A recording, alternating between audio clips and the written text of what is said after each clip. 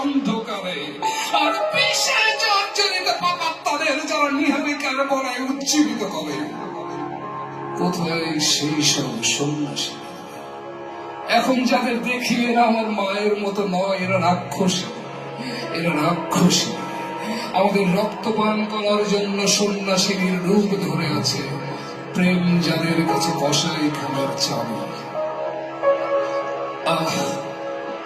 সাপের কুণ্ডলীর মতো তীর্থগুলো দেহের আড়ালে লুকিয়ে রেখেছি, তারা নিজেকে দেখাইয়া দূরে বিড়াল।